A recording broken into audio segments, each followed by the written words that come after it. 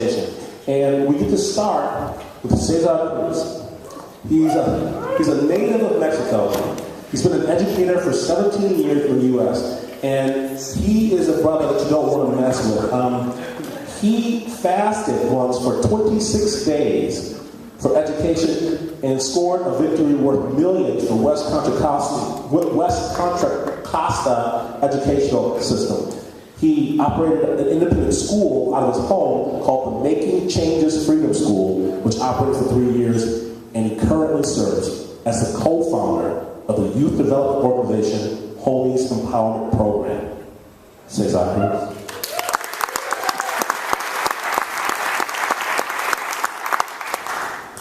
I begin with a poem.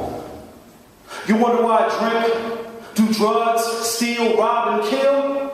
You wonder why I never cared about your opportunities? You wonder why I'll never enlist in the service? You wonder why I dropped out of high school? You wonder why we're always poor? You wonder why we're always pregnant? You wonder why we're always in jail? Well, I wonder why there's a liquor store on every block in my neighborhood. I wonder why the FBI and the CIA would want us addicted to crack. I wonder why if I steal a slice of pizza and they strike me in California, I get life imprisonment. But if you're Enron or a multinational corporation, you get a pardon or a bailout. I wonder why they're still teaching that Lincoln freed the slaves and Columbus discovered us.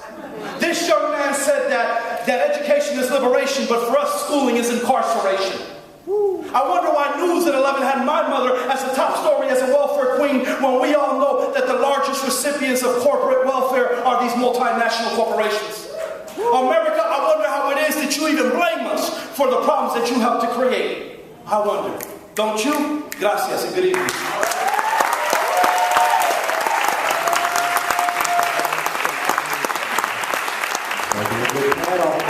I have 2 minutes, so I'll keep it brief. Young people need to know that you have their back at all times. And it's not conditional love, but unconditional love. They do not care what you know. They need to know that you care.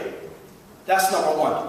Number two, you begin to move on to creative culture where the third eye can open up and envision something new, because a lot of us carry trauma of rape, of incest, of murder, of violence, of 183 liquor outlets in East Oakland and not one bookstore. That is criminal before a single trigger is pulled. And so you got to understand that as an educator. You got to stand alongside those that have the least. You got to live in the hood, live in the barrio, be about the barrio, and not feel sorry for young people, but stand with young people to create another world. And you need to take them to places like Barrios Unidos in Santa Cruz where peace is possible. Homeboy Industries in Los Angeles where peace is possible. And you need to educate them with liberation books. I wrote a book called Bang for Freedom, and it's a history book for La Raza, for kids that don't like to read, to teach them the truth. And when they hear about women like Rigoberta Menchú, whose father was killed, whose brothers were killed, and then they meet her. We brought Rigoberta Menchú in an organization called Homies Empowerment that I'm thankful to represent. We brought her into the hood so that traumatized kids can meet traumatized leaders who are changing the world and won a Nobel Peace Prize so that they see their future and they envision that a new world is possible. Young people at any age can serve others. When 14-year-olds start finding out about the conditions of prostitutes, the conditions of day laborers, you had young people who started a day labor breakfast program, and they've been given breakfast every Monday morning for 3 years in Oakland, California, and they continue to do so. Then young people need to see themselves as the heroes and sheroes in their community. I've been told to stop, so this is the last thing I'll say. Every time a young person walks into the room, that's Dolores Huerta, that's Lolita Lebron, that's Heidi Santa Maria, that's Malcolm X. I have the future revolutionary right in front of me, so I have a revolutionary duty to spark the mind and to help create change. That is my role as an educator.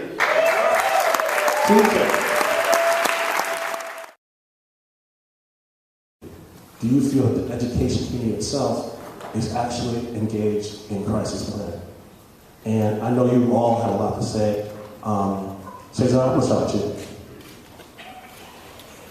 I think American education is doing fine and well. I think American education was created to have loyal, patriotic sponges. I don't think there's a crisis in American education. I think that these are dropout factories. They're not street academies. Street academy is the exception. But these high schools, especially in Oakland, California, have been producing dropout rates and push-out rates for decades. They know what they're doing. You need poor people. You need people that are willing to take any kind of job. You need American citizens that are not critical thinkers. And so I don't think there's a crisis in education. I think the educational system is working fine and dandy. It is creating mental slavery.